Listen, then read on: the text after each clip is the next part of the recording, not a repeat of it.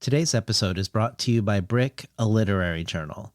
Each issue is as purposely crafted as a good novel, says John Irving. Juan Gabriel Vasquez calls Brick an indispensable feature of my personal landscape and a place I visit to renew my pact with the written word. Christina Sharp declares Brick a wonder.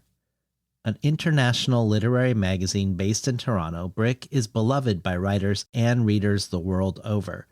The masthead of each issue hosts these words from Rainer Maria Rilke as translated by E. Cummings. Quote, "Works of art are of an infinite loneliness, and with nothing to be so little reached as with criticism. Only love can grasp and hold and fairly judge them. It's this love that drives Brick to publish the most invigorating and challenging essays, interviews, translations, poems, and boundary-pushing fiction.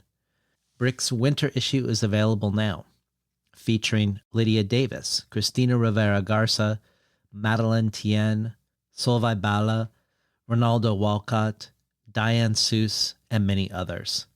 Visit brickmag.com to subscribe to the magazine or gift a subscription this holiday season. Print subscribers get free access to Brick's complete digital archive, with issues spanning nearly 50 years. As a bonus for Between the Covers podcast listeners, take $5 off any subscription with coupon code Between the Covers. All fall, I've been talking about a quartet of interviews that are focused on diving into the wreck of the archive and strategies for salvage and creation in relation to erasure, distortion, and more. And today's is the fourth. It feels like if you were to listen to Olga Raun, Diana Artarian, Robin Coss-Lewis, and today's with Jazmina Barrera, you'll get a crash course that will show you very different projects with many different creative methodologies that are nevertheless in conversation with each other, and I think they all deepen each other. They also join many other kindred conversations, whether Dion Brand about her book Salvage, Readings from the Wreck, Darren Negrifa's Ghost in the Throat, Tyam Bajess's Olio, or recently Ricky Laurentis's Death of the First Idea. But today's conversation with Jazmina Barrera and her engagement with the Mexican writer Elena Garro has some unique elements among them all. For one, focusing on an author who herself bends the truth or creates mythologies about her own life. But even more so, the truths of her life don't come together and cohere into understanding in the traditional sense. So how do you honor a writer, a person who escapes easy meaning and categorization? What strategies do you employ to try to orient yourself to someone who defies orientation? What strategies do you employ to honor this mystification within one's approach? The further we go into this interview, the more methodologies to honor Garro's life are revealed. And yet, strangely, it becomes more and more an anti-biographical book at the same time. In the spirit of the way Garro herself wrote, and some of Jazmina's attempts to engage with history and the archive remind me also of the conversation with Lainey Brown, who has many books that are books of homage, writing under the aura of another writer, working within the mode this other writer has created and finding yourself within it, where the archive you are drawing on is as much within yourself as anywhere else. Because Jazmina's book is coming out at the same time as the first arrival of a story collection by Elena Garro in English, Jazmina, for the bonus audio archive, contributes a reading from Garro's story, The Day We Were Dogs. This joins many other contributions and is only one of many things to choose from if you join the Between the Covers community as a listener supporter. And you can find out about all of them, all the benefits and rewards and resources at patreon.com/betweenthecovers. And now for today's episode with Jazmina Barrera.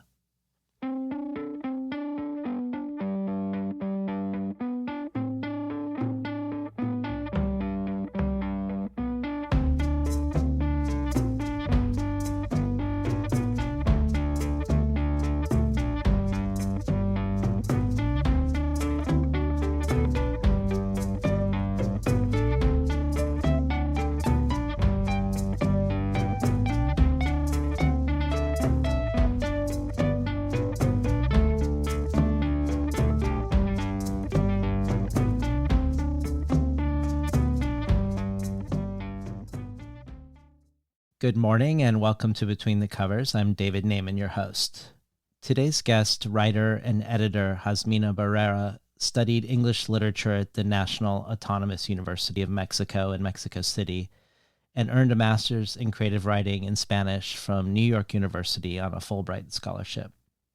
Her writing has appeared everywhere from El País to the Paris Review, Lettres Libres to the New York Times. She's also the co-founder of and editor at the press Ediciones Antilope, who have published past Between the Covers guest Claudia Rankin's Citizen in Spanish, as well as translations of Rebecca Solnit, Terry Tempest Williams, and Rivka Galchin's Little Labors, co-translated by Jazmina and her partner Alejandro Zambra. Her debut book, Cuerpo Extraño, an essay collection, was awarded the Latin American Voices Prize in 2013. 4 of her books have since been brought into English, all translated by the acclaimed translator Christina McSweeney and published by Two Lines Press, a press committed to, in their words, publishing daring and original literature in translation in striking editions.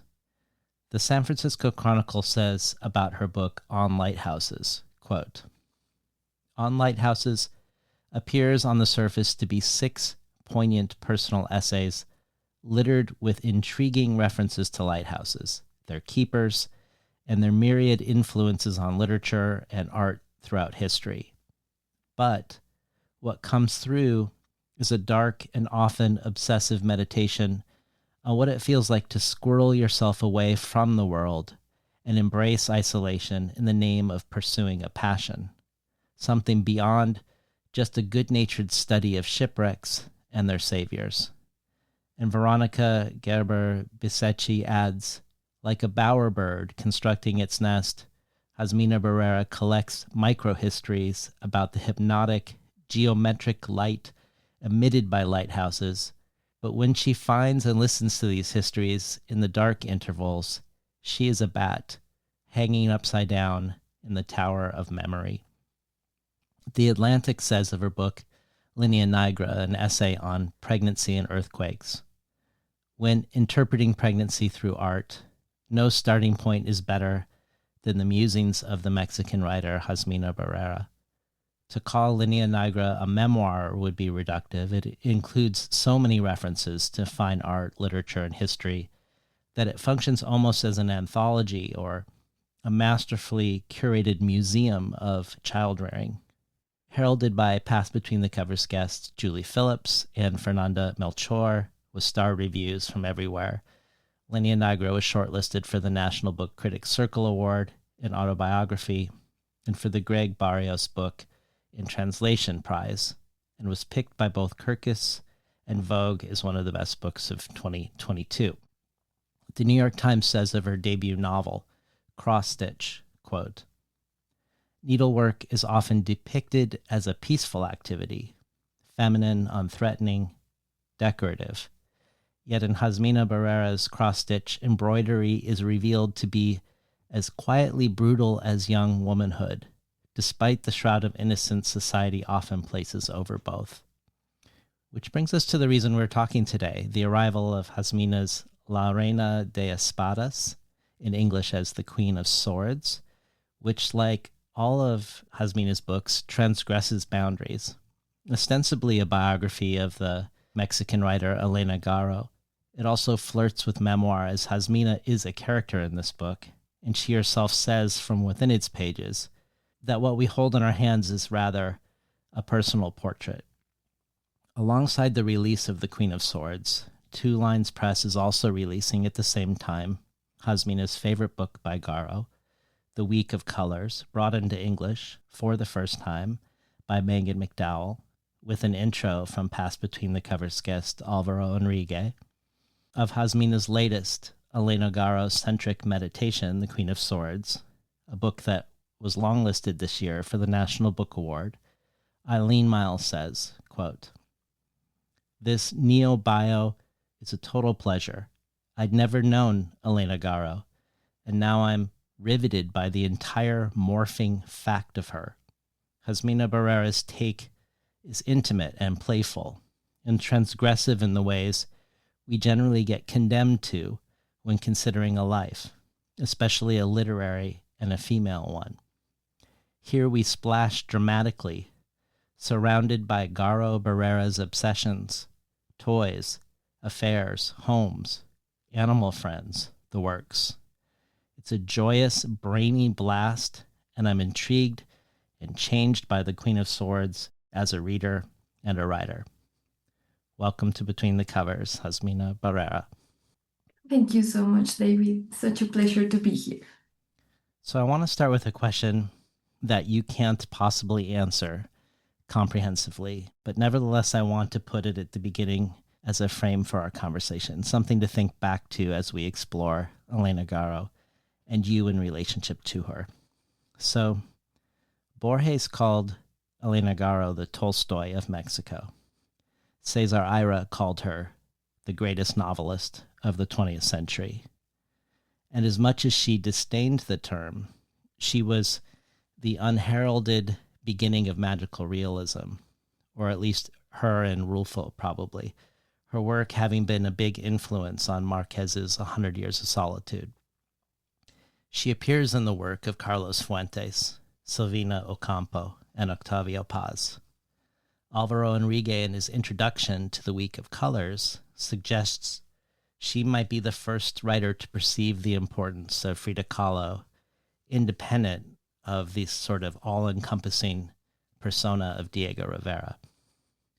She was one of the most important Mexican playwrights with 16 critically acclaimed plays, and many of her works were adapted into films. And yet, in preparing for today and looking for seminars and conversations to watch or listen to, I frequently came across ones like the one titled ¿Por qué nadie lee Elena Garro? Or Why Doesn't Anyone Read Elena Garro? And you find many efforts out there to address and change this now, from books like Elena Garro y los Rostros del Poder to UNAM's roundtables in English explicitly aimed to elevate her from obscurity. Similarly, you say in The Queen of Swords itself that despite your 6 years of studying literature and writing and working on a master's degree, you had never read or been taught her work. And you asked two questions, which I want to ask you. Why had it taken so long to find her? And why were her books so hard to find in Mexico? Perhaps we can start to answer this simply by talking about how you did find her and what effect she had on you as you first encountered her. So I was studying an MFA in creative writing in Spanish at NYU. And there were teachers, wonderful teachers from many Spanish-speaking countries, including Lina Meruane, who's a wonderful Chilean writer. And I was working with her in this novel that I never finished or published. And there was this story in the novel. A woman and her daughter were running away from this powerful, frightening male figure, a father figure. And when Lina read my work, she immediately told me, you have to read Elena Garro. You have to read her because there's many things in here that are in conversation with her. And I had heard about her, of course, and especially, I would say, in the dramatic aspect of her work, I was in contact with many playwrights who mentioned her and who said to me that her plays were really influential and still very famous in the theater. But in my studies at UNAM, in my studies later on, I never read her. I didn't read her as I did many of her contemporaries, for example, in high school. And her books weren't easy to find. I actually found a couple of them at NYU's library. And that's the first time I read her. I was mesmerized, but they didn't have any more books in the library. And when I came back, I tried to find a couple of other books and couldn't. I didn't stop to wonder why until I was invited to write this book, which wasn't actually going to be this book, but a much shorter version of it. And it took me a while after I started doing research to understand why was that. Her books being as good as many of her contemporaries, why weren't they taught to us in high school or in college?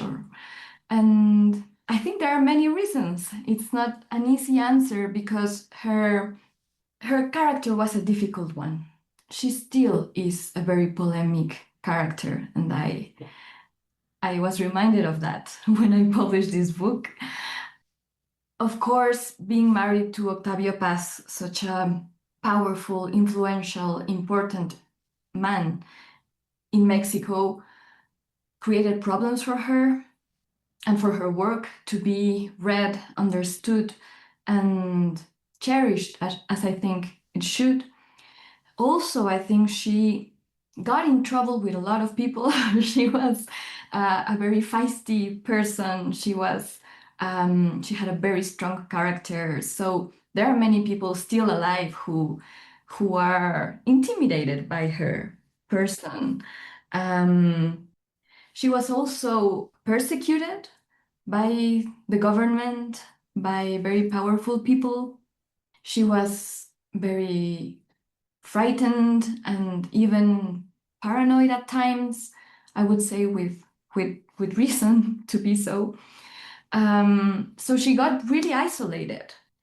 And then the story of her inheritance is also troublesome. Still to this day, there are, trials and fights around her books. So I think all of these things put together create a context for her books to be unavailable and difficult to read, which is changing. In the past few years, her books have been republished and contemplated in a different light, and her work is being spread out in a much wider, from many different institutions, from the government, from publishing houses, from the academy. I think there is a push for her books to be studied now since a very young age, and I'm sure in a couple of years this will be very different. I really hope so. I hope so too. Well, you're part of a wonderful, if totally by chance, sequence of conversations on the show right now that I would characterize as feminist engagements with the archive and with erasure and silencing.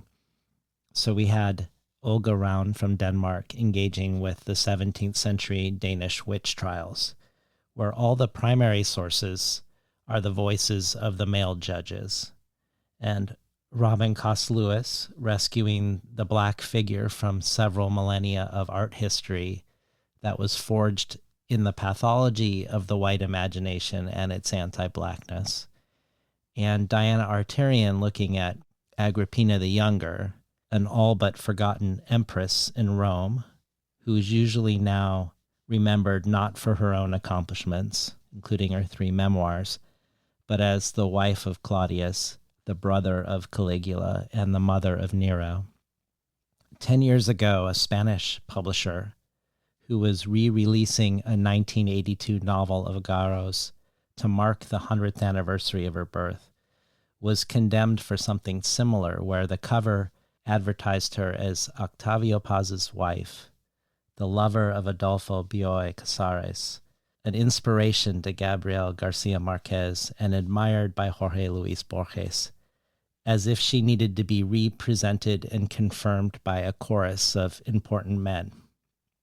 Within your book, you say you are writing The Queen of Swords to do justice to Elena Garro on her own terms, but then you take it back and say that is pretentious to say, that no, you're writing the book for yourself. And I wanted you to maybe talk into or stay with us within this tension or friction regarding your own motivations to write this book, both for her and for you? Of course, I think it's a natural impulse, I would say, when you start to get familiar with this character and start to build a relationship with her. I started to build affection for her and to want to save her in a way. She's a Mm-hmm.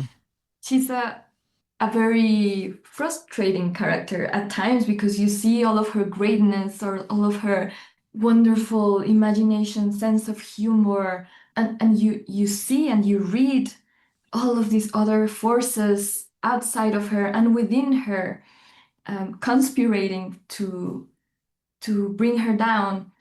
So I think it's only natural that at first I thought like, this is it. I'm gonna bring her back. I'm gonna save her from herself and from her destiny, which is of course impossible, and it's egocentric in a way because, as I mentioned, there are many people around her now trying to bring her work and life to a different light and to different appreciation, and trying to be humble and being truth to why I was writing this book. I thought, well, no, actually what I want to do is just understand her.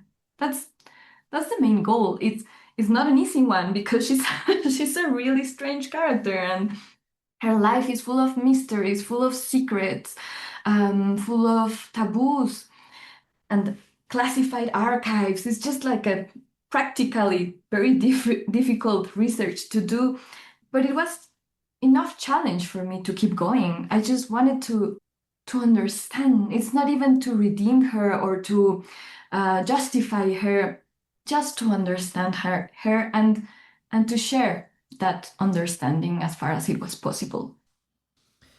Well, with these other recent episodes on the show that I think your book is in conversation with, one of the main questions is how to rescue and represent a person and their work and their life from oblivion, especially when their own words don't survive, where the official record is only from sources that we should have skepticism around, sources that shouldn't be considered official history, even though they are considered official history.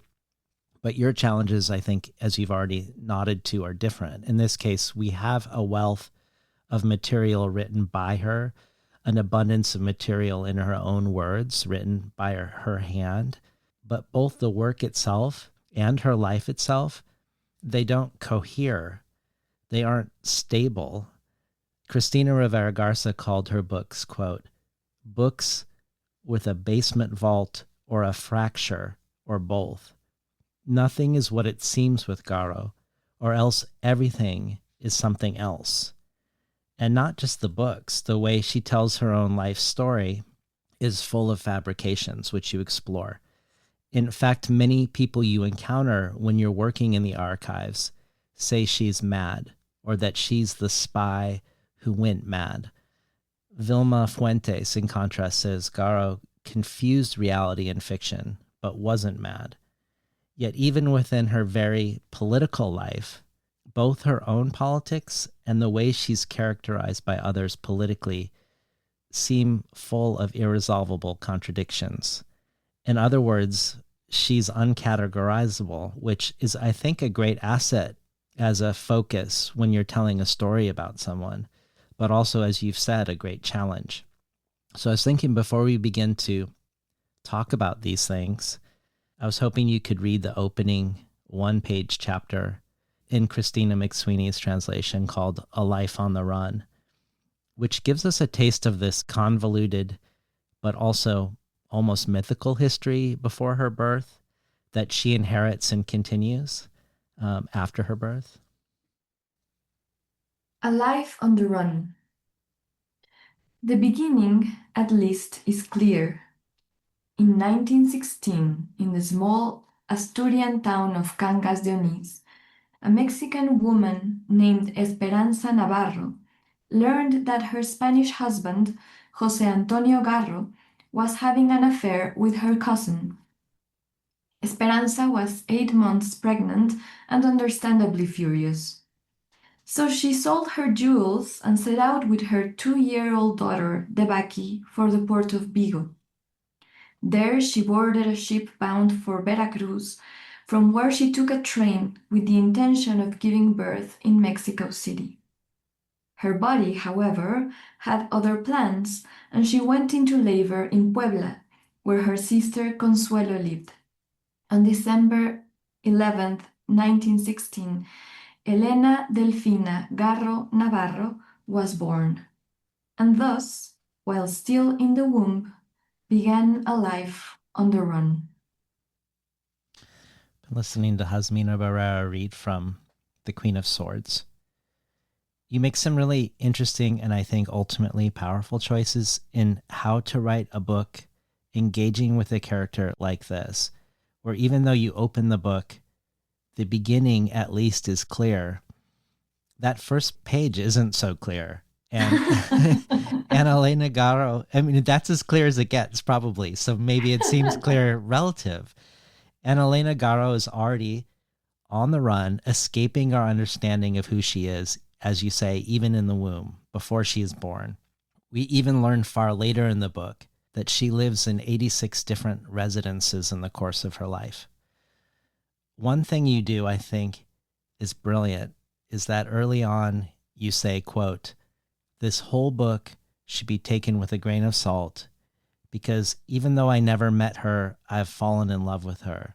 I love her in those small parts of her scattered here and there, in her truths and her lies, because there is no space for indifference when faced with the huge personality of a woman who was brave, vain, charismatic, egocentric, brilliant, all that and so much more."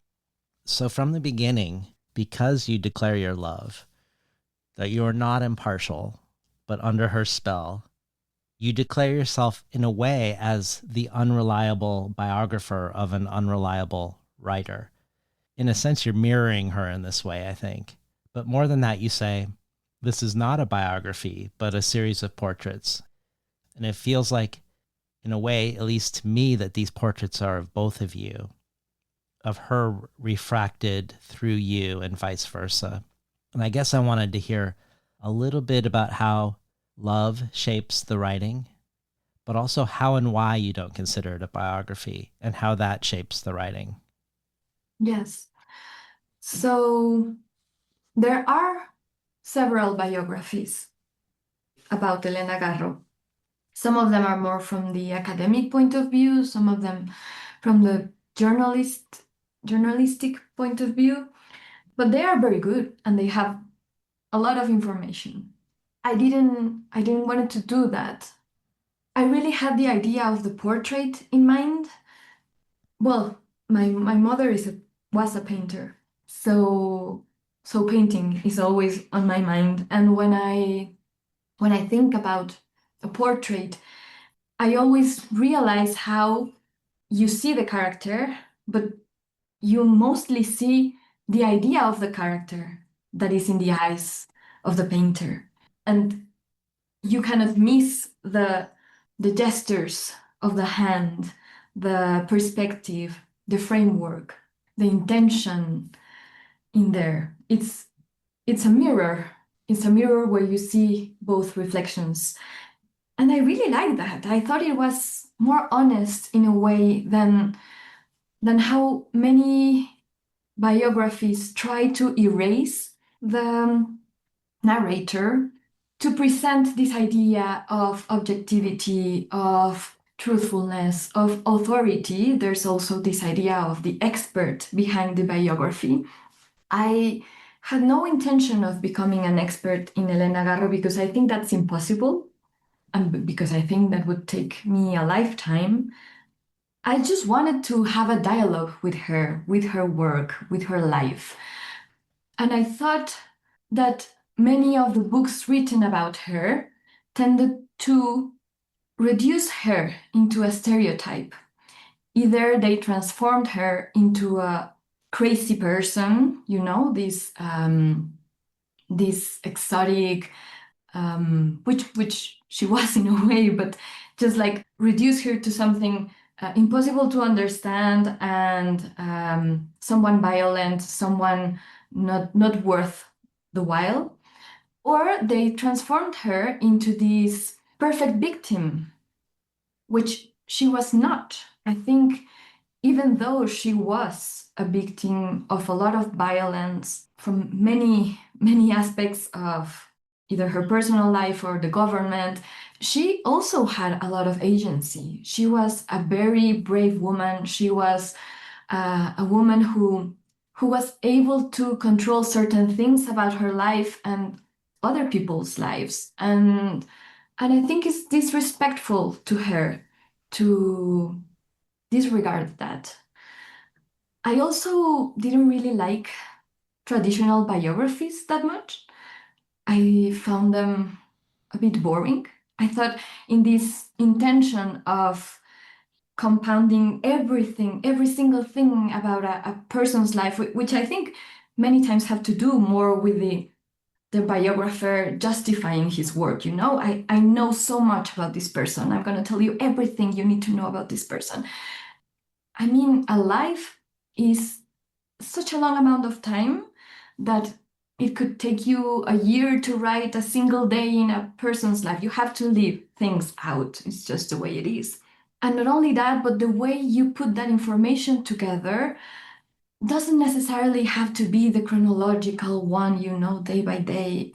So I thought it was interesting to explore how many other ways can we talk about a life. How about we forget about the chronological framework and we look at it through, let's say, numbers or colors or cats. And what happened then? And I think that made sense in this case, particularly because Elena Garro always played with time in her books, with form, with genre. She never got comfortable in her writing and just stopped there. She always kept pushing the boundaries, exploring other ways of writing. She also had the most amazing sense of humor. And that is one of the things that made me fall in love with her. I couldn't leave that out. So I tried to preserve that and to do honor to her in that way also by having some sense of humor here, which is something I think many biographies lack. So I found amazing examples of books like this. I don't know why, but many of them were French. I really, really liked this book by Marie Darrieussecq about Paula Modersohn Becker, who was a painter. I also really liked Pascal Quignard's book about the painter Latour. There is also this book by Nathalie Léger about Barbara Loden. I found these books so inspiring because they went well beyond the traditional form of a biography.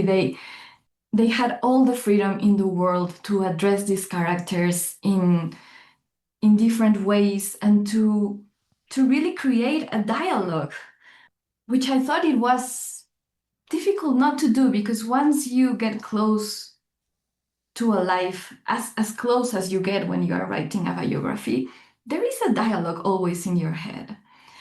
You anticipate what this person would say, for example, or you imagine how they would react to one of your ideas. And I thought that was so interesting. I just wanted to make that transparent. Well, you've given a great talk called Why Me? Self-Translating, Exploring Identity in a Foreign Language, where you speak about translating Amina Cain's most recent book, A Horse at Night, and having trouble finding an adequate Spanish word to convey the English word self.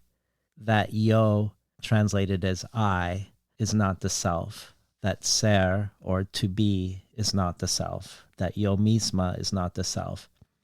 And also how weird it is that in English, I is capitalized, and that the self is presented in this language as an object or as a thing. about how when you were pregnant, you became obsessed with the uncanniness of self, of being two and one, about microchimerism, where genetically distinct material of the fetus is left behind in the mother and remains there. That with the Nahua people, who were part of Garro's life from a young age and whose cosmologies influence her work, in their cosmology, all beings have three selves. And you end this talk in a beautiful way about how the miracle we all live for is the communion of selves. Sometimes we achieve it through motherhood or through sex or through science or through being in the wilderness. But it all makes me wonder if perhaps your series of portraits of Elena Garro, rather than a cohesive narrative, arise from a sense of a multiple, uncapitalized multiplicity of selves, that perhaps Garro has left distinct material of her life in your body, that perhaps the goal of this book is to live in a way at the borderlands between you and her. I think of the way Eileen Miles referred to you in her blurb as one, as Garro Barrera, as if you were one newly created being. But does this prompt any thoughts for you about selfhood or about the pursuit of otherness in this project, The Queen of Swords? Oh, so much. That is beautiful, David. Thank you. Definitely. I think that is one of the most liberating things for me about reading and writing, the possibility of transform yourself while you are entering someone else's head, what you are hearing someone else's words, that they inhabit you, that they change you. Elena Garro was such a complex character. She lived through the whole 20th century, almost. She lived through many, many important historical changes in Mexico and in the world, through historical events that directly impacted her life, from the Spanish Civil War to Mexico's 68 students' movement, to the Cold War in Europe or in the United States. And all of these changed her life continuously. She, as you mentioned, lived in 86 places in her lifetime.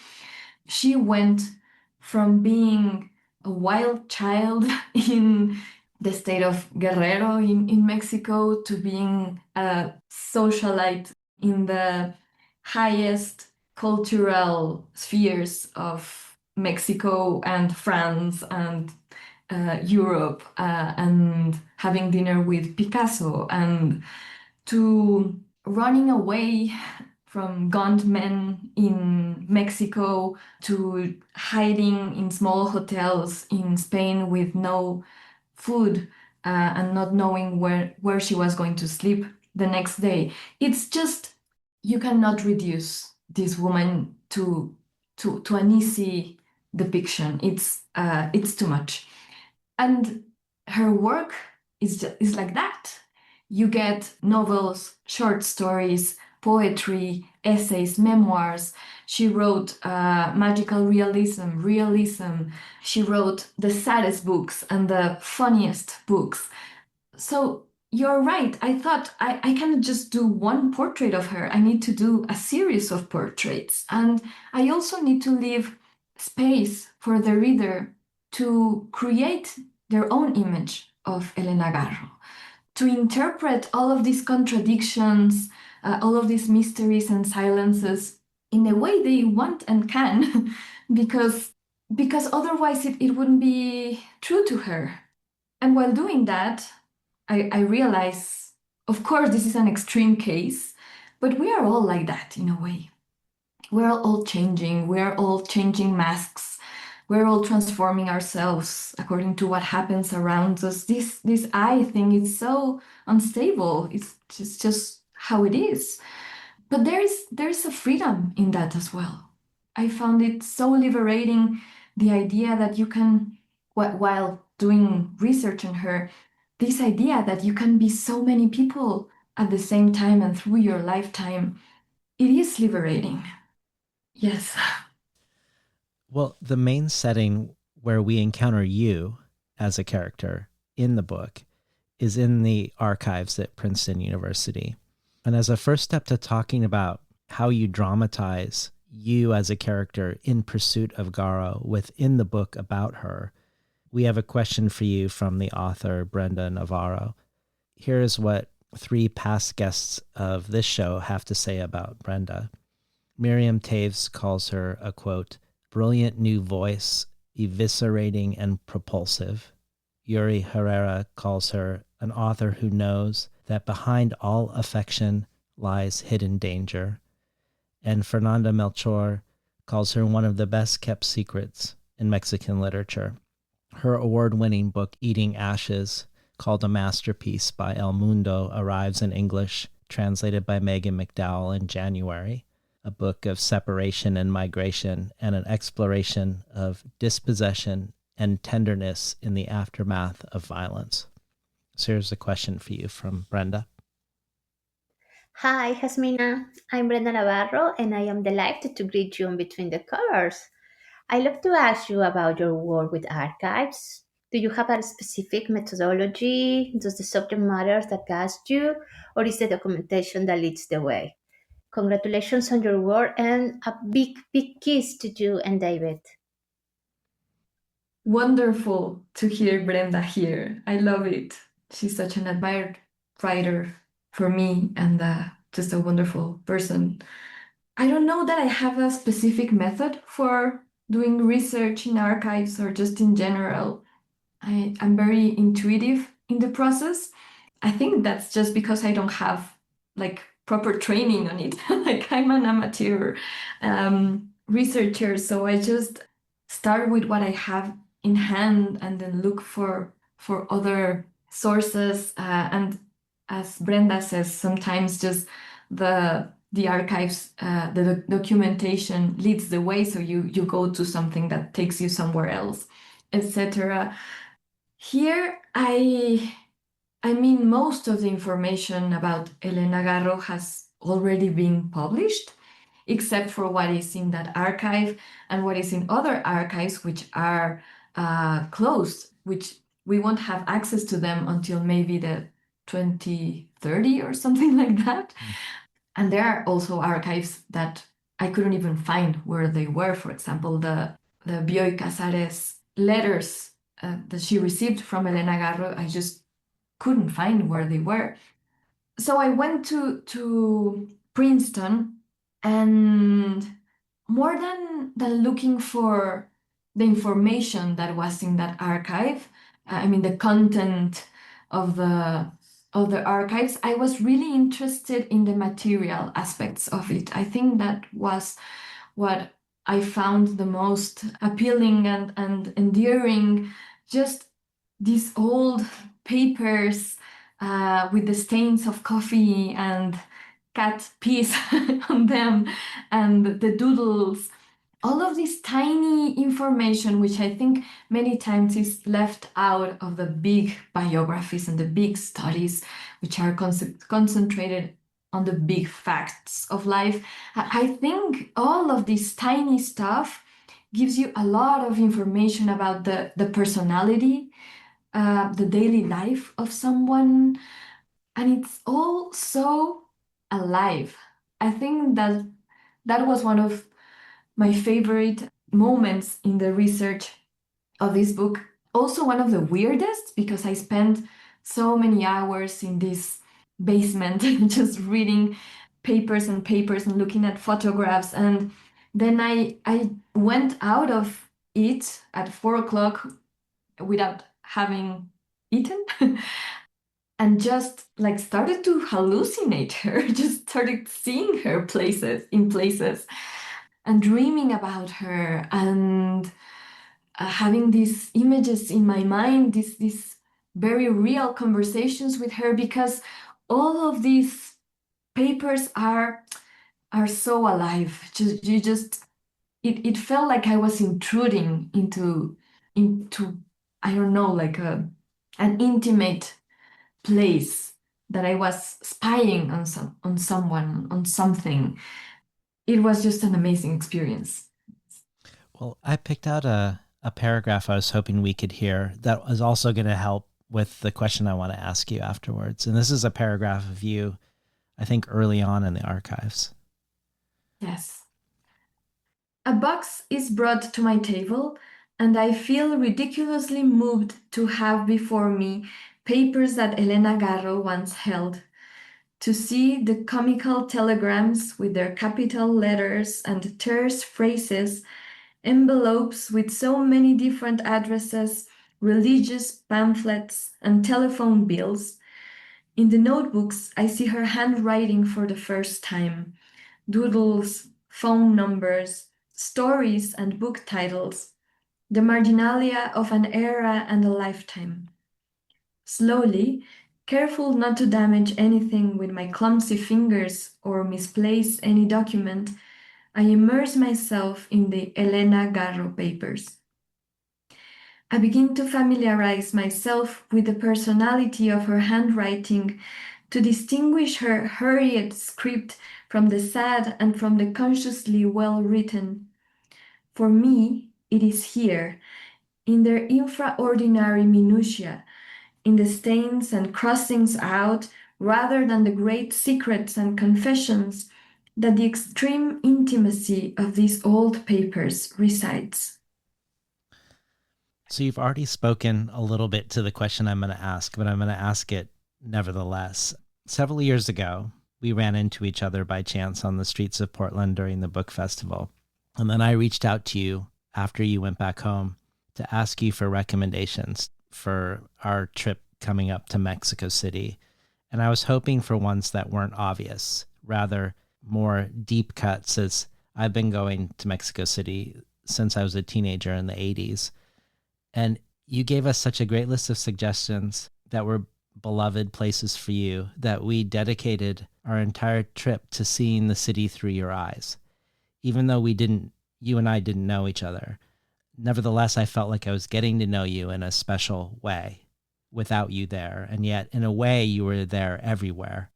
I'm somehow reminded of this when thinking about you rupturing the limitations of time and space to find an intimacy with Garro.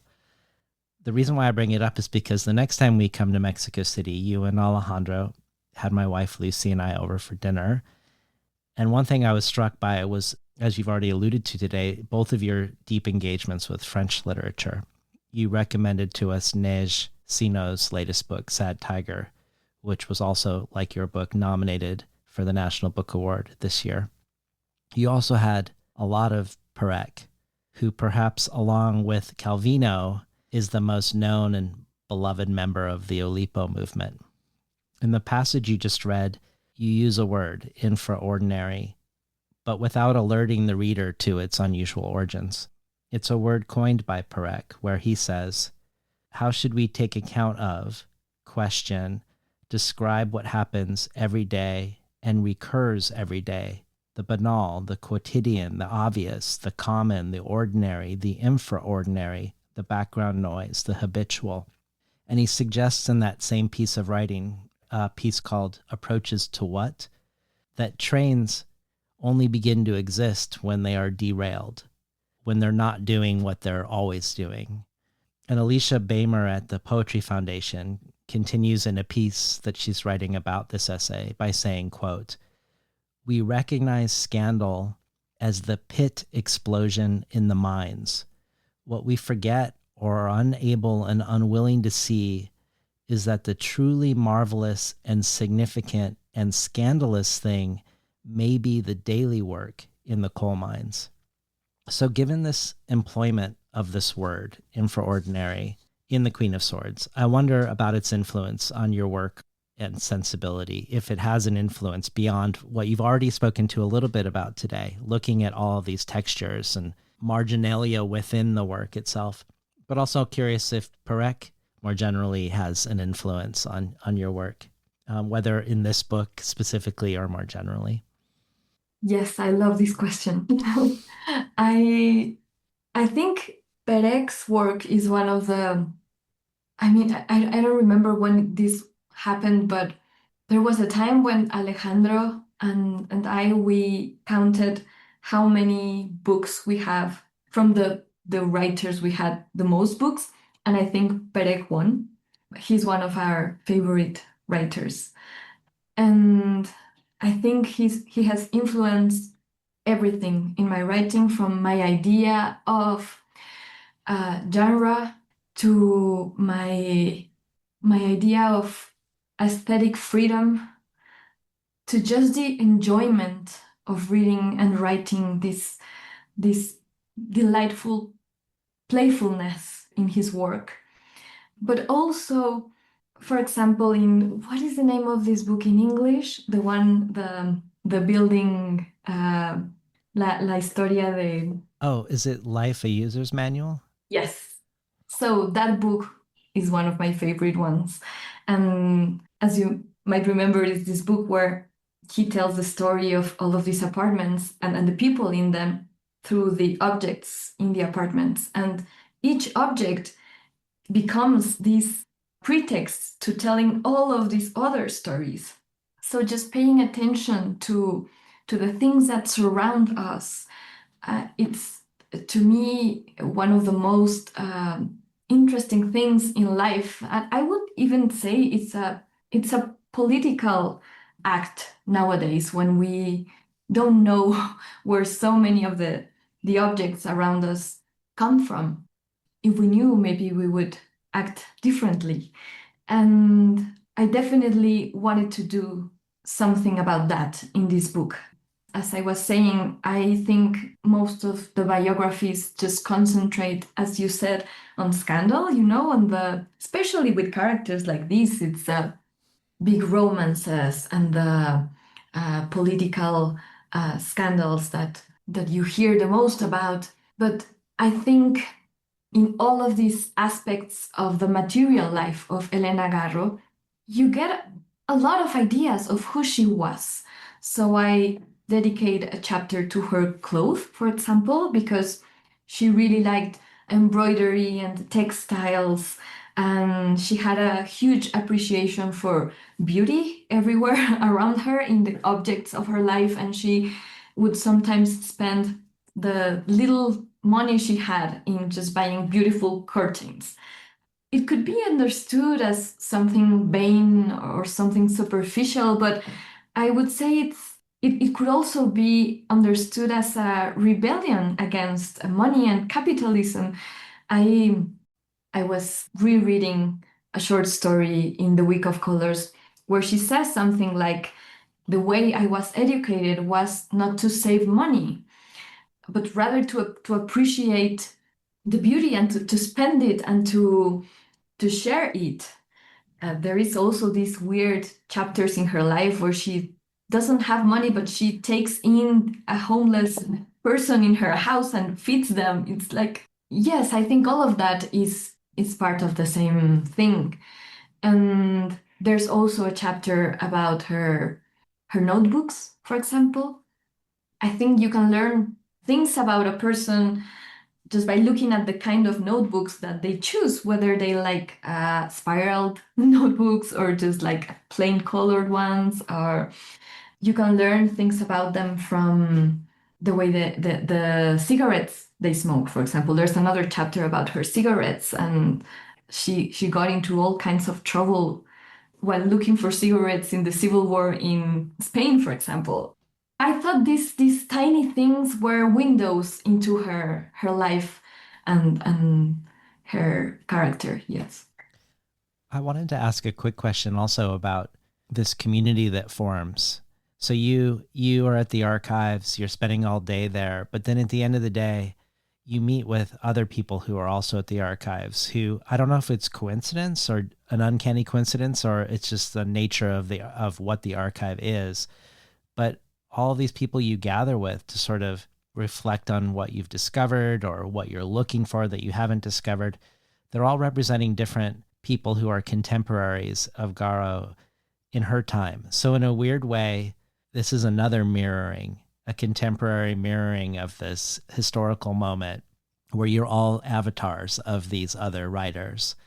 And I just wanted to hear a little bit more about that, about the community that you're making meaning or figuring out meaning with. It was wonderful. It was maybe like being in a gang of archaeologists. I don't know. I thought that it could be something like that because you keep finding these tiny clues about all of these writers who were contemporary. And because the literary Spanish-speaking world was and still is small, many of these writers were in contact with each other and they exchanged letters, and there was this sense of camaraderie, but also just like the delight of gossip.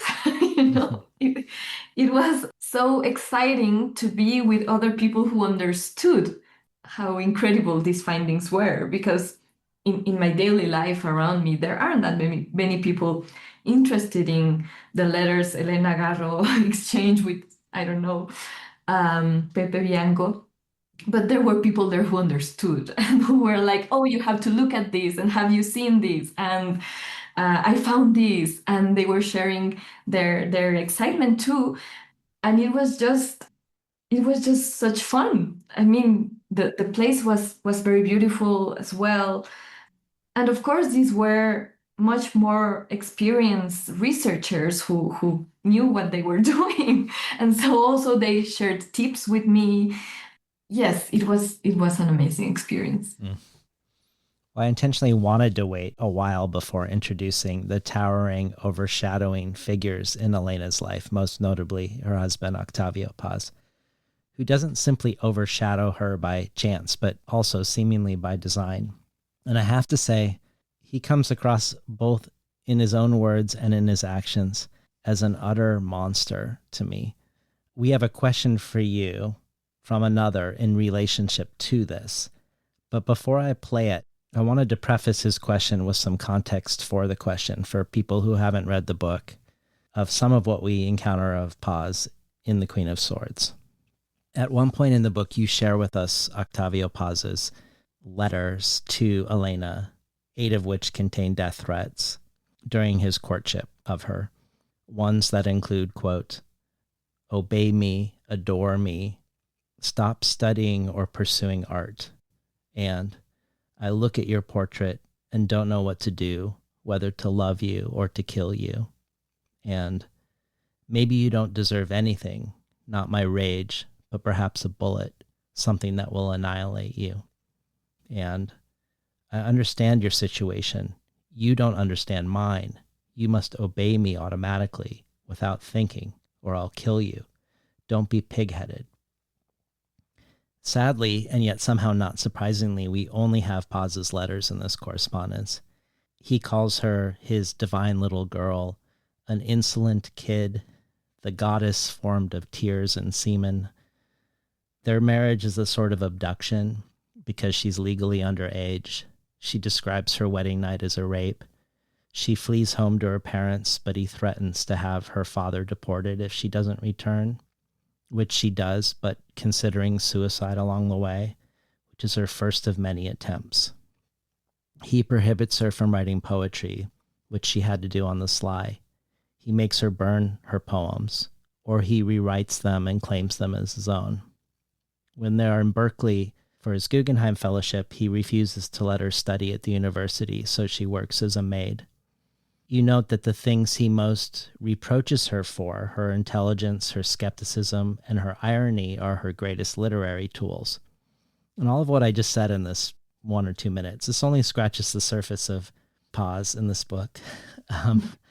But in the aura of this towering figure, we have a series of interrelated questions for you from the writer Francisco Goldman, whose last book, Monkey Boy, was a finalist for the Pulitzer Prize and winner of the American Book Award, and was described by Anthony Domestico for Commonweal in this way, quote, "For Goldman, the autobiographical novel isn't the last puff of a dying genre, but a form through which to consider the competing moral and aesthetic demands of the real and the imagined. Monkey Boy is a fascinating hybrid, tightly, almost symmetrically structured, concerned from beginning to end with the possibility and transformative power of love. Monkey Boy doesn't jettison fiction for nonfiction, the artificial for the real, but considers the truths of both. The novel is dead. Long live the novel. So here's a question for you from Francisco. Hola, querida Jazmina. Aquí está mi pregunta. The Octavio Paz we learn about here in your beautiful book was a monster. We know Carlos Fuentes could be too. But why do they still intimidate people? You write humorously, but not only that now you feel so attached to Elena Garro, you feel afraid too. Why? How has Mexico changed? Is an Octavio Paz conceivable among your contemporaries? I wondered if your fiction writer self were to try to imagine the letter you wished Elena Garro could have written to Paz, what that letter would have been like. Then I realized that in some ways, your book is that letter. Is that true in a sense? Elena Garro compared writing to stitching and embroidery, and Paz even tried to prohibit her from doing that. Can you say a little bit more about that? Do you and Elena Garro share the aesthetic? Hi, Frank. I'm imagining my luck that one of my favorite writers is a dear friend and lives next door. Yes, so this has been, I think, one of the hardest things about publishing this book. Just realizing how strongly Octavio Paz still looms over the Mexican cultural scene. I knew it, of course, but it's been quite something just to experience it. I mean, these people died not that many years ago, so there are still relatives around, there are still students of them around, family members around, and they are still making money in a way. There are still many institutions with their names. There are still funds that come from the money they made. They are still paying the salaries of people here. So I think it's understandable that many get upset when you quote unquote criticize them.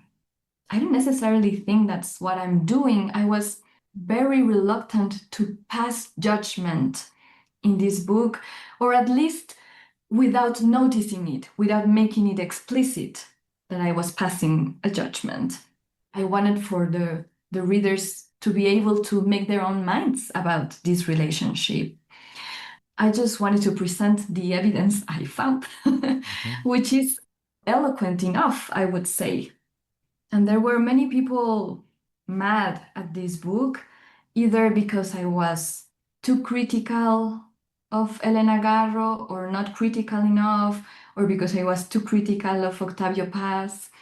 No one said I wasn't critical enough, actually. It's true that you don't need to provide judgment or commentary. I mean, his words on their own condemn him. I think so. Yeah. And yeah, I agree that it's terrible. What I found was awful. Such a huge amount of violence. And it was difficult for me, I mentioned that in the book, to understand how much this violence was just the average amount in that time. Was this just the prevailing attitude of men towards women, or was this a particular case, which I think it's both. I think this was in the air, and he was a special case, and their relationship was a special case. And still, I think that in my generation, there is distance enough from these characters that many people are starting to come up to them without feeling that it is a personal threat to them or to someone else to criticize them or to question them. So I think this is just a matter of time that we will get to see these characters without all of these passions arising around them. I think it will happen, and I think many people are realizing who they are. I mean, I also got all kinds of reactions. Many people who really liked the book, who were friends of Elena Garro. But what I found most interesting was a couple of people who were Octavio Paz's pupils, who were their proteges, who really loved him, who came up to me and said, I can't believe this. I didn't know this. I didn't want to know this, which I think says a lot about the attitude of people around here. And yeah, I think this is, of course, happening all over the world with the rise of feminism and Me Too and all of these movements that start to point out these different kinds of violence in the past and in the present. And I think it's a very interesting question. What do we do with these monsters? What do we do with these complex characters? Even Elena Garro herself, who wasn't a saint, who still had many things that we can criticize about her. How do we read them? Do we stop reading them? Or can we love them even though they have all of these flaws, despite of them? And are we still allowed to talk about them or teach them? I don't think there's an answer for them. And I think each case is a specific case. And for each specific reader, I think. Yes, someone who is able to hold both thoughts at the same time and say this is a wonderful piece of art and this was a horrible person, and someone who maybe is not, who says I really cannot appreciate this thing right now because this other idea is hurting me or is making me sick or something. I think it's all valid. Yes. And Frank had many other questions, but I think I forgot them. Well, I want to spend some more time with his questions, actually. So I'll extend his questions on his behalf, because I love how Francisco asks you what you imagine Garro's letters to Paz would have said, but also whether you see the book as the answer. And I'm curious about that. And I'm also grateful he brought up embroidery and stitching, because I want to talk about the formal qualities of your work, which I do think also have a political underpinning to them, a feminist underpinning to them. In the broadest strokes, I feel like I see a pattern in how you construct your books, even when the topics differ greatly. In On Lighthouses and in Linea Nigra, an essay on pregnancy and earthquakes, and in this new book, The Queen of Swords, and all three you weave or braid or stitch together many things and also many outside voices. And in doing so, I feel like you not only weave them, you leave the stitching visible, perhaps like the linea nigra itself, the dark line that some women get on their abdomen during pregnancy. Your novel Cross Stitch also has two origins, one as a novel that was close to your own lived experience, and also a short essay you'd written about embroidery, where you say in one interview, quote, "I then decided to embroider the fragments of the essay with the fragments of the novel and make something like a quilt out of all of this." That seems similar to what you say in The Queen of Swords, when you say, "This is not a biography, it's scarcely a notebook. It is a collection of stories, ideas, facts, and cats." Embroidery is a feminized activity that, unlike with Garro, who is prohibited from doing it by her overlord husband, was sometimes an obligatory activity for a woman/wife. And you've talked about how women, when they weren't encouraged to write or even to read, would find liminal activities, recipes, diaries, letter writing, embroidery, that could become literature adjacent sometimes, or even a way for women to pass messages to each other through clothing or through objects. And Mila, the character in Cross Stitch, who herself has written a book on needlecraft, says, speaking of cross stitches, quote, The stitches are figures, crosses that seem to be separate, but are in fact a chain and a single thread, one thing. And I feel like you do this across your books, which have you in them, and yet we discover you through the voices of other people, whether that's Ursula Le Guin or Elena Garro or Robert Louis Stevenson. And I view some of the choices you make in Queen of Swords in this light, rightly or wrongly. For instance, you don't use endnotes or footnotes, but instead the margins of the book are alive and active with citations from various books of Garro's, making your sources ever present. And I even think of how you tour for the book with your translator, which I feel like makes it clear when your work is in another person's words. Often I bring up on the show, probably too often I bring up on the show, Cristina Rivera Garza's phrase of returning writing to its plural origins. But I feel like you're a particularly supreme example of this. Garro says, "My technique for writing is sewing. If I didn't embroider, I couldn't write." And I guess I wonder if you could speak to this. Am I reading too much into what I notice is perhaps connections between your books formally and this embroidery or stitching motion that Francisco is also asking about? No, I think you're absolutely right. I think it has become something of an aesthetic in my case. I've embroidered since I was a child. I'm not wonderful at it, but I do enjoy it a lot. And I've been also very drawn to fragments in literature. Since my first book, I always find different answers as to why I am using the fragments in each particular book. For example, in On Lighthouses, I imagined a cabinet of curiosities, and I had a very visual idea of how the fragments went along with each other. In Linea Nigra, I thought that the fragments had something to do with the rhythm of the first months of motherhood and the interruptions. And it was also just a book that wanted to homage many other motherhood books who had that same form, like small fragments. And in Cross Stitch, I was looking into all of these different ways in which embroidery had, on the one hand, been a way of oppression for women and part of all of this ideology that wanted to enclose women in the house and in the domestic activities. This was, after all, a mandatory thing to learn for women to embroider, but also how women subverted that oppression and found ways of expressing and creating through embroidery that were very liberating.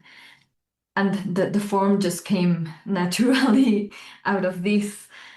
And Elena Garro mentions, as I don't remember, did you just read that phrase or not? But she does say somewhere that embroidering for her is a method of writing, is her method for writing, which I find beautiful because I've had that experience myself, that having a manual activity, either working in the garden or embroidering or cooking or washing the dishes, is in many of these activities for me that ideas come to my mind. These ideas that then I get to write about. But there is something in the way the hand, I don't know, creates space and time and silence for ideas to appear. And I also think that you're right, that there is this beautiful thing about embroidery, that the patterns and the stitches are shared amongst women freely. You pass them from one generation to another. You share them with your friends, with the women who are embroidering close to you. There is not this sense of ownership that you do get in many of the more traditionally masculine arts, no, with a capital A. this preoccupation with originality and with copyright. And there is something very beautiful in the fact that you don't know where these stitches come from. You can trace them sometimes back to Egypt. You can find them in so many different countries at so many different times in the history of humanity. And it doesn't matter. They keep renovating themselves. They keep changing and going backwards and just creating beauty and working as a way of expression. And I think there are many books to me that feel like that are very generous in the way they share other voices, other ideas, other books, other genres, other disciplines, even the way they integrate music or gardening. And writing for me has always been a way of sharing. So I think that's why my books are always filled with quotations. I always work really hard so that they don't feel pedantic, like or snob or just overwhelming. But when I find something that is exciting to me, writing is my way of just sharing that with the people I love, but just with anyone who will listen. Well, I love that your sort of exploration of Elena becomes an exploration of you, but also that you discover, I think, things about you that you share with her, like this embroidery writing connection. But you also literally, thinking of this notion of a cross stitch being a single thread, you actually discover repeatedly your own family and their history intersecting with the histories you're exploring of Garro and Paz as you explore the archives. And I just want to, I mean, obviously you're not going to talk about everything that you discover of the ways your family's involved, but it's not insignificant, the things that you are finding of your own family members, your grandparents, in relationship to these figures. And maybe there's one or two of them you'd want to share with us about things that you found. Sure. The first thing I found, I think, was this mention of my great-grandfather in one of Octavio Paz's letters. I have this great-grandfather who was a Maya archaeologist in Yucatan, and he was working in a museum where Octavio Paz was working at the time, and they become friends. And that was, just a curiosity to me. It was like, wow, this was really a small world. The middle class in Mexico has always been a small world, but I think maybe in the past it was even smaller. And then these other things started to appear. This picture of a different great-grandfather and my great-grandmother with Elena and Octavio Paz having dinner somewhere in Cuba, I think. And they are talking to each other. It's like, I just wanted to know what they were saying. Did they like each other? Did they not? And then the final thread that I think connects my family to Elena Garro is the 68 students movement, where my grandfather had to go searching for my grandmother, who was in the middle of the shooting and survived miraculously. And the way that affected my family, because my grandfather had to leave the country after that. It's a very dark period of Elena Garro. It's a before and after for her, actually, because she came from a time where she had been very active in defending peasants in Mexico who they were taking their lands from them, and she was helping them. And she became really political at the time, and she came close to this movement and at the same time rejected it and got somewhere caught up in between. She sort of betrayed them, but she was also persecuted by the government after that and even sort of kidnapped. It's so confusing. But after that, she had to leave the country and she was away from it for about 20 years. And she had a really rough time for a while there. She was living in tiny hotels with no money and just really depressed and scared. So it was very important for me to understand that particular time. I mean, for the sake of the book, but also in a personal way, because I had this chapter in my family that came from that period that I also wanted to understand. And I don't know what it did to me to find all of these coincidences with my family and Elena Garro.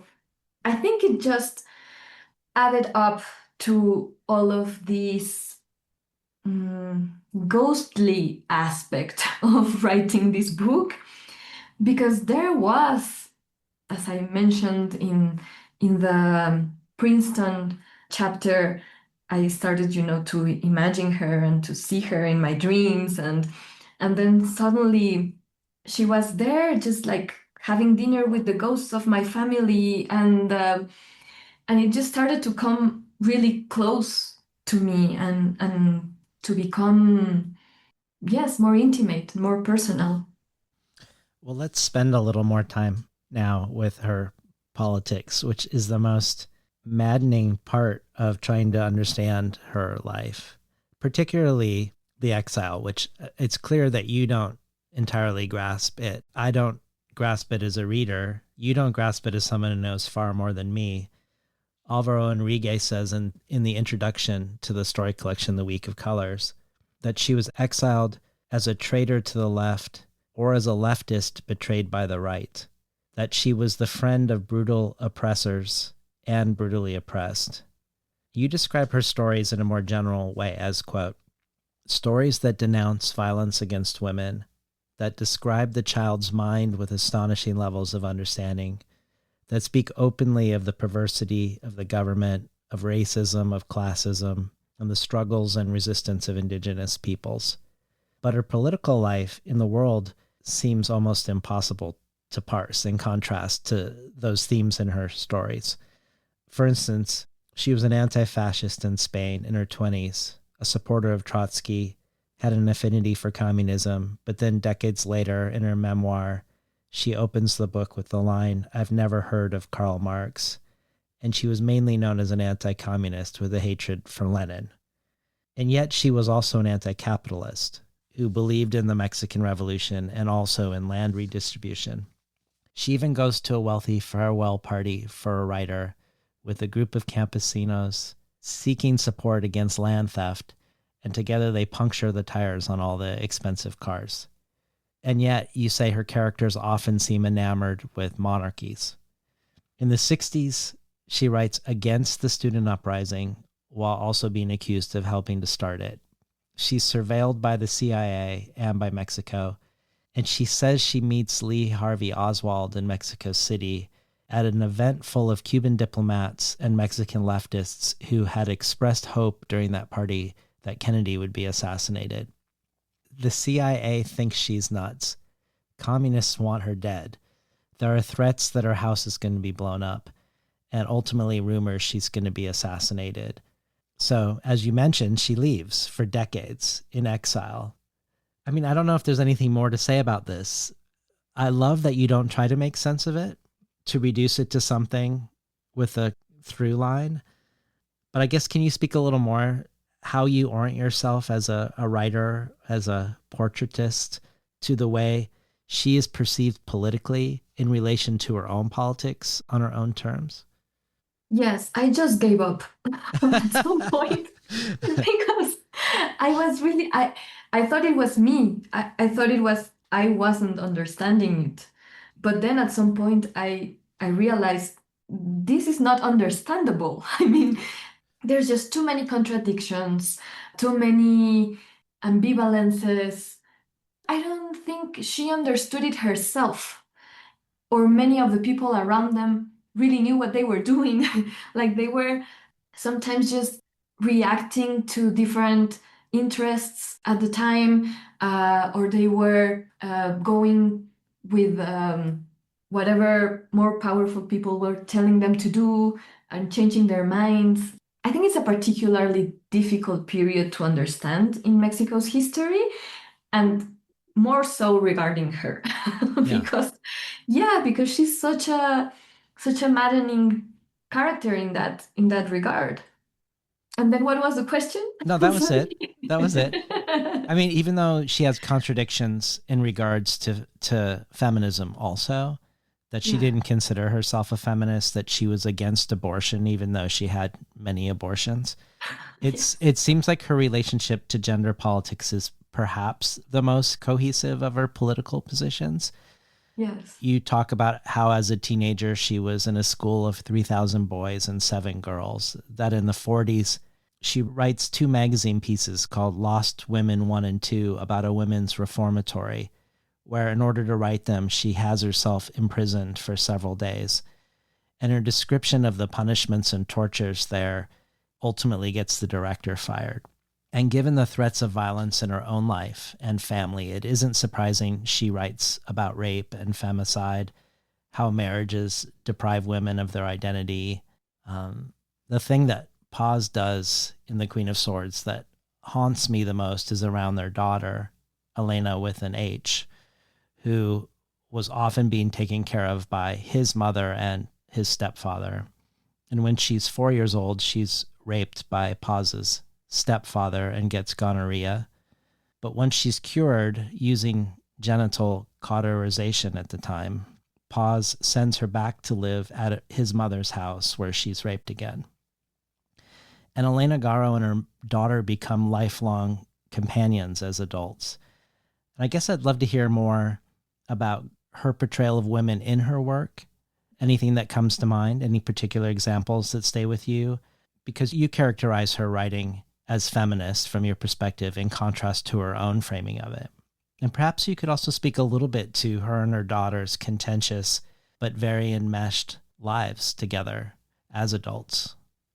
Yes, of course, I'm saying these stories are feminists from my point of view in this time. I know that she wouldn't consider them that, or at least for a while she wouldn't.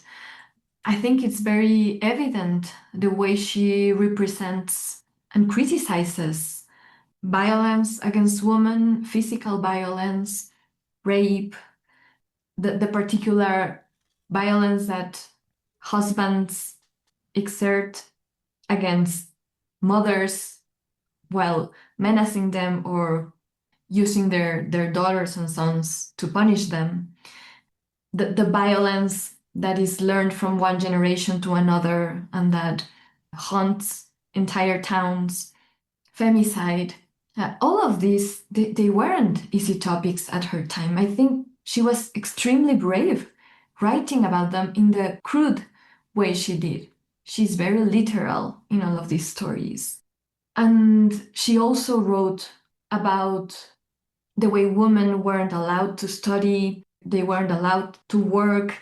She denounced all of this in a really powerful way, I would say, because that is the other thing. She just wrote beautifully. I mean, her prose is fantastic. She was very convincing in all of these topics.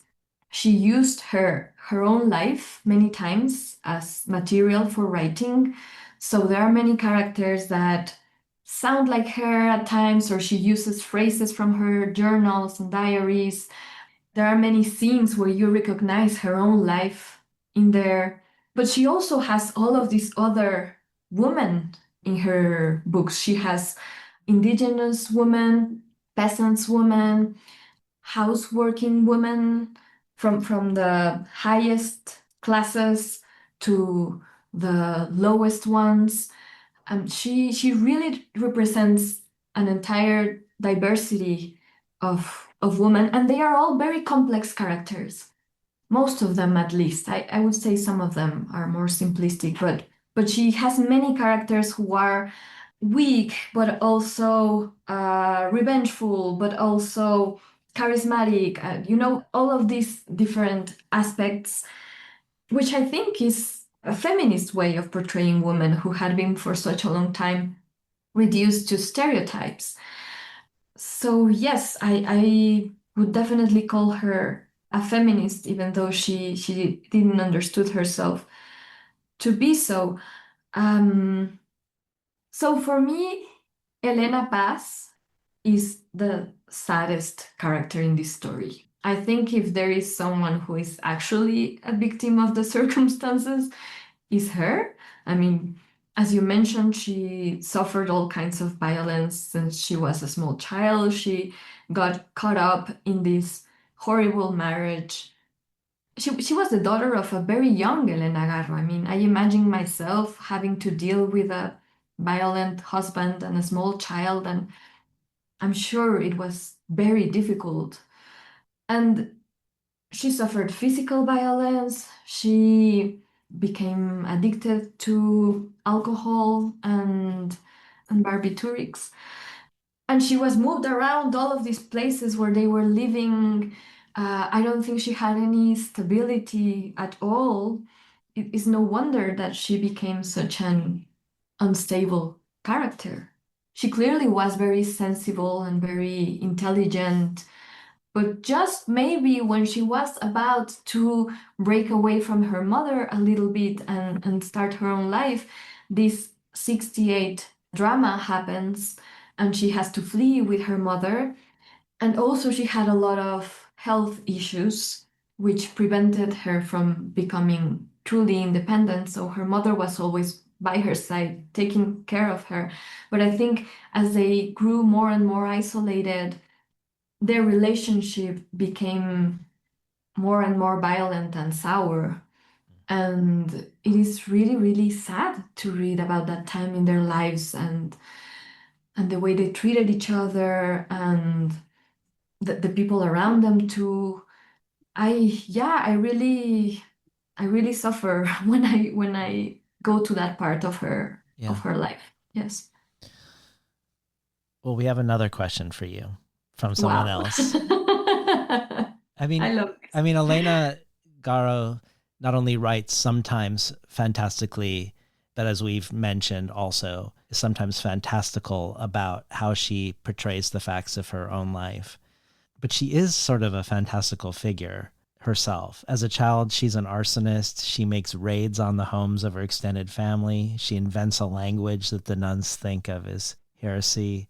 She was too wild for all the labels, and yet it seems like she attracted all the labels.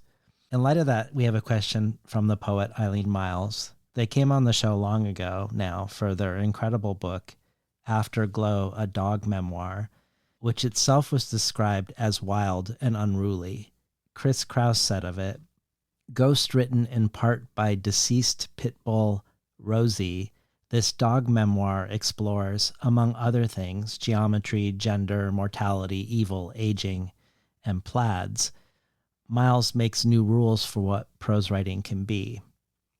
Next year, Phonograph Editions is publishing their never-before-published 1978 collection Birdwatching, along with their first 3 collections as a new, yet archival, poetry volume. So here's a question for you from Eileen Myles. Hi, Jazmina. If you could spend some time with Elena Garro, and I'm wondering what kind of time it would want to be, like if you could spend 2 hours with her, or a day with her, or a weekend with her, or 2 weeks with her, so decide the kind of time, what would you want to do? How would you like to spend that time with Elena Garro? I mean, it sounds like she was a tough character, so it's possible that you would absolutely not want to spend time with her. So obviously the answer could be no, but within your stretch of imagination, if you could, what would you do? Thank you. I love Eileen. I'm such a huge fan. Me too. They're amazing. I love this question because they usually ask me, what would you ask her? But what would I do with her? I would be very scared to spend time with her. I have to admit that. I mean, I wouldn't miss the chance, but it would be so intimidating. I I think I'd love to go around her library with her and hearing about what she loved to read, her thoughts on particular books, writers. I think I would just love to do that so much. Do you know of particular writers that she had an affinity for? Well, at the end, the Russians. She was just obsessed with the Russians, and I'd love to hear about that. She, of course, was very close to the Argentinian fantastical writers of her time, to Borges and Bioy Casares. I would even say Silvina Ocampo. Even though they are supposed to be enemies because they were both in love with the same man, their short stories have a lot of similarities to them. I really think someone should write something about that. And she loved the Spanish Golden Age. It's like the theater of the Golden Age, the Renaissance theater, the poets. She really liked the Greeks, classical literature. She was really critical of Mexican literature, her contemporaries, but she really liked Rulfo, for example, which I think was clearly a big influence. She really liked Octavio Paz's poems, we have to say. Like, she, even at the end, when she hated him, she kept saying she admired him. Yeah. Mm. Well, I love that Francisco and Eileen's questions both ask you to imagine either what is written on the missing letters or to imagine spending time with Elena Garro, to conjure something in your mind that is not knowable. Because there's a whole delightful thread of this book that is not only about Garro's interest in the occult, but how you yourself try to conjure or gain access to something about her through using divinatory practices. So Garro is named after Helena Blavatsky, the founder of the Theosophical Society, and her middle name, Delphina, comes from the she-dragon that guards the Oracle of Delphi.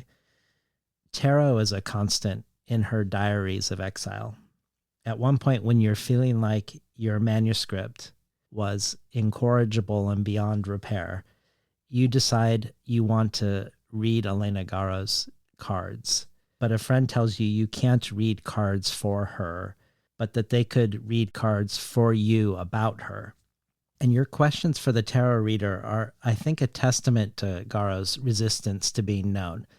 That even deep into your project, knowing more than most people know about her, your questions to the cards are in some ways still the questions a beginner would have too. Was she ever in love with Paz? Did she really befriend the head of the secret police, or did she only use him for protection? Was she persecuted, or was she paranoid? And that you allow your book to stay, in your words, beyond repair, to not answer these questions, but to ask them, to have the book remain a bit shaggy and stitched together, I feel like is all to the book's benefit, at least for me.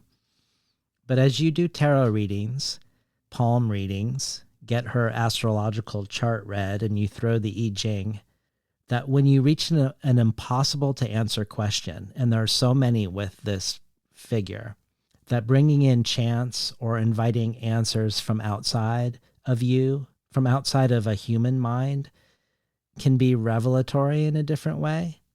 One person tells you they think Garro is the Queen of Swords, and you think instead that she's the reversed Queen of Swords. But I wondered if you could talk about anything that comes to mind around this. The use of divination, which on the one hand you could just say simply is another way you're mirroring her in order to find the terms of your book that respect who she is.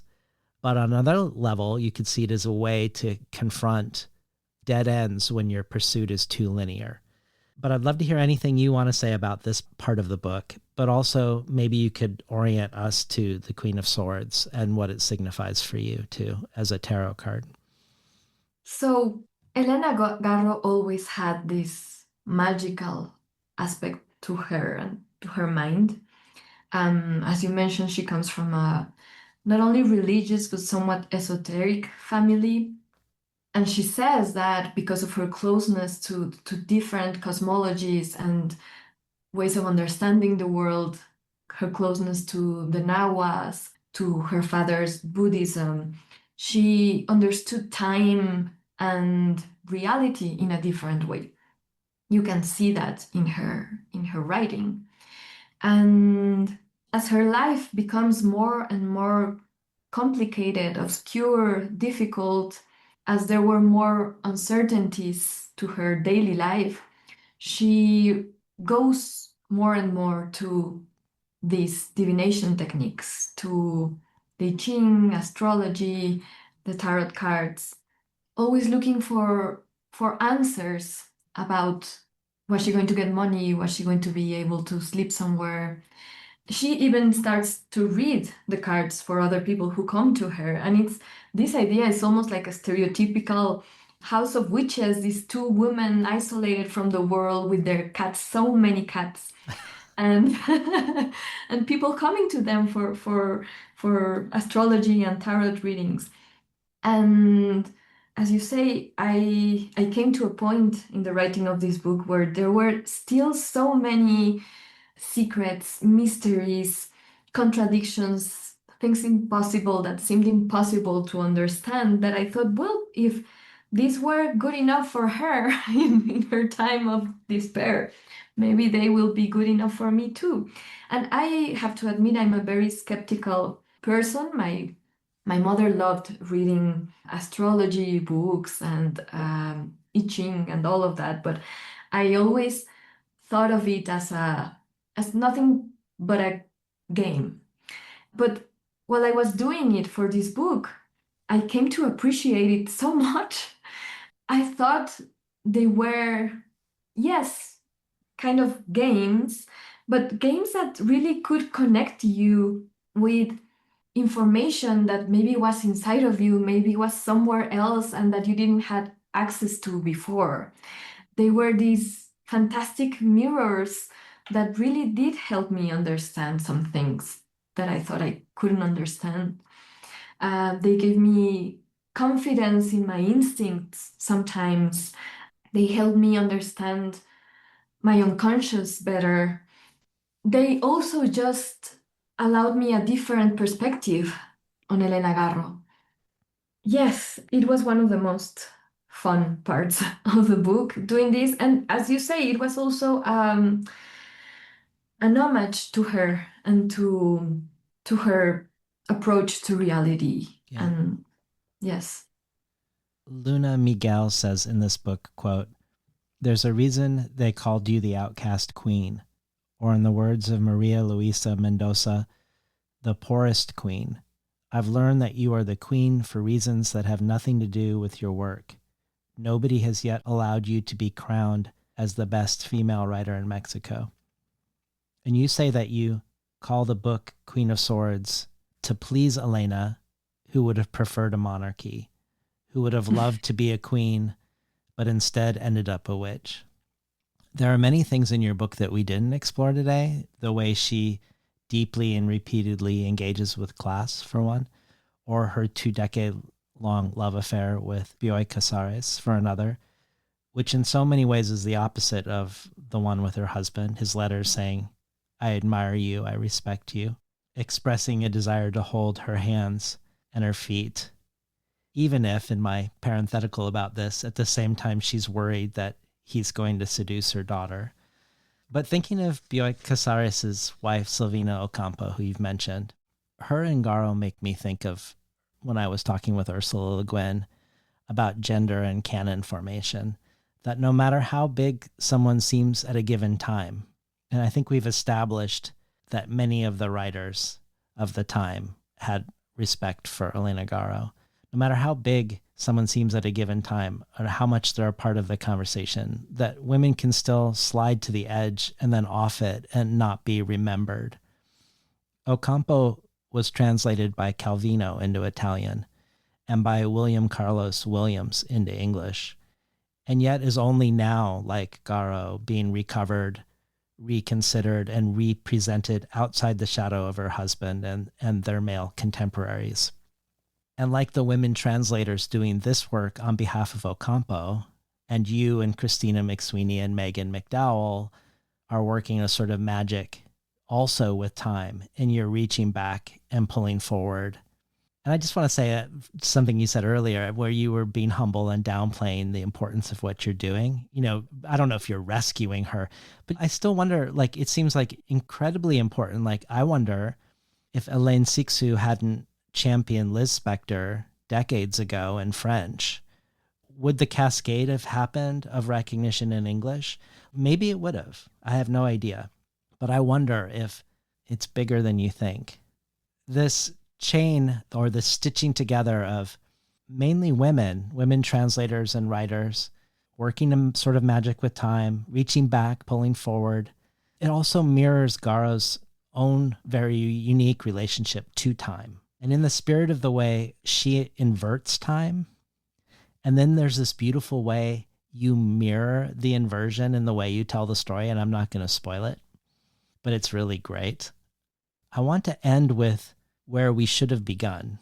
Instead of using the most important thing about her in your mind, if we were to have done it correctly, that should have been the frame for our entire discussion today. But instead, I'm going to place the most important thing about Garro at the end as sort of an open door at the end of our conversation. You say time is the true protagonist for her. The title of her first book is itself a time inversion, recollections of things to come. And to extend that time inversion of ends and beginnings that are leaving their traditional places, that first book was written in the aura of her near-death experience from an abortion. You say her whole body of work can be seen as a treatise on memory and time. There are stories with houses where time does not elapse, or with invisible clocks, or parallel historical times.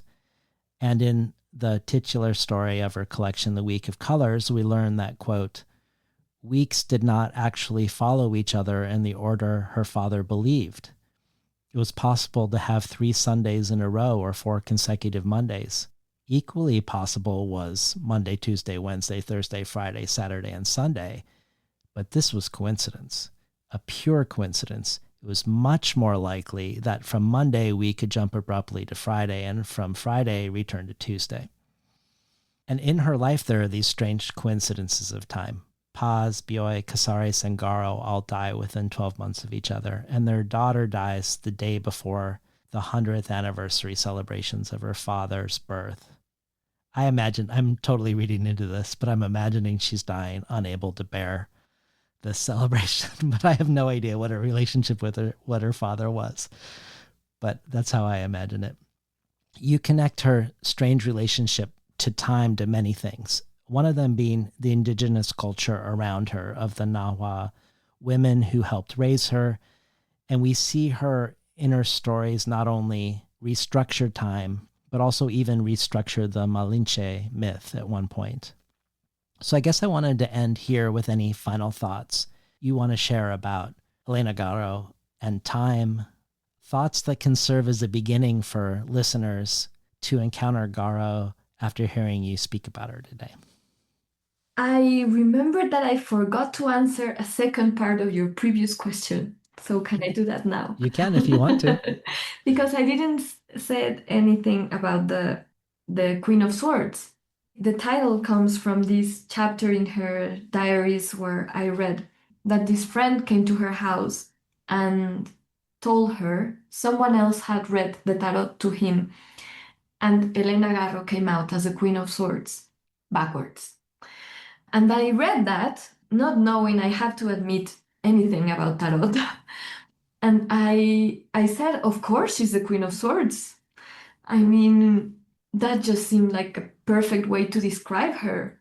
She, on the one hand, was so grand and so marvelous and so elegant and so beautiful and had such a powerful mind. And on the other hand, she could be very violent. She was surrounded by violence. She could even be self-destructive. Both of these things were very defining in her. So I thought that was the perfect title. And then I did a little bit more research about the Queen of Swords, who was this like very wise, very temperate character. And I thought, well, she was not necessarily that, but maybe if you turn it around, like, then it makes sense. And now I will answer the time question, which I do think it's one of the most exciting parts about her work, besides, for me, particularly her sense of humor. These ideas, I think she got from, as you mentioned, the Nahuatl traditions, but also the Christian traditions and the Buddhist traditions and the philosophy. She read a lot of philosophy too. So she understood time, I would say, not in one different way, but in many different ways. She was able to understand many different versions of what time is and how it works, and to represent that in a beautiful way in her writing. As you read, there is stories where time plays with space, where words have a strange relationship to time, or colors, where time stays still. There are many ghosts in her books that have a different relationship to time. And it is all presented in a very natural way. It is not underlined as if this were some fantastic, strange thing. It's just something that happens. And I think her story also has a weird relationship to time. I feel like her story is being told again, and in a way, it's happening again, but in a different way. It's, of course, an unfinished story. There are still many classified archives, lost letters. So I feel like she's gonna live again many times. Her story is repeating itself, but in different ways all the time. And I feel like this book is just one of the many different ways in which you can tell her story.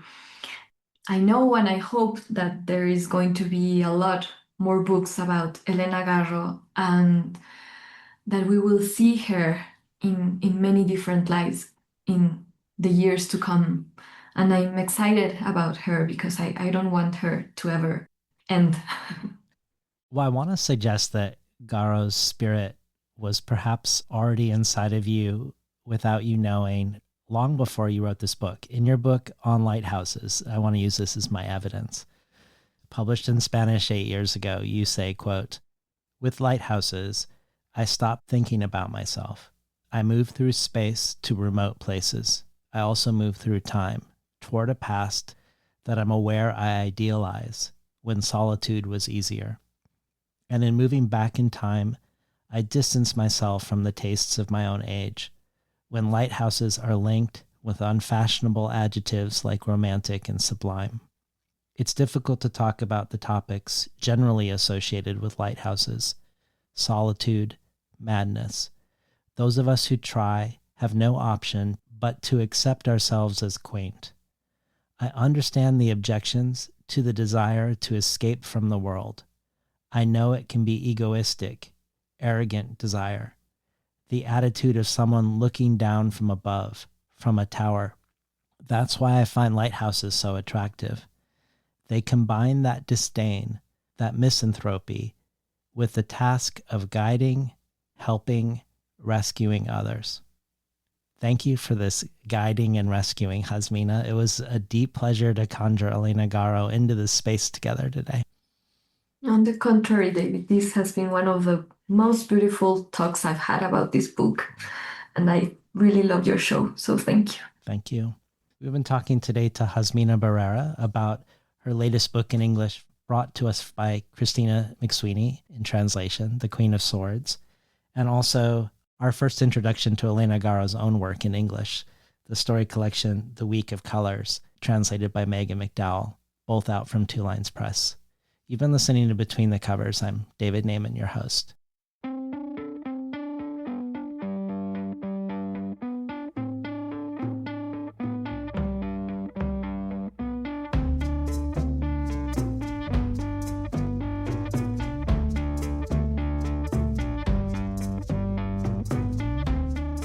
Today's program was recorded at the volunteer-powered, non-commercial, listener-sponsored, full-strength makeshift home office of me, David Naiman. If you enjoyed today's conversation, consider transforming yourself from a listener to a listener supporter by joining the Between the Covers community. Every supporter can join our brainstorm of future guests, and every listener supporter receives the supplementary resources with each conversation of things I discovered while preparing for the conversation, things referenced during it, and places to explore once you're done listening.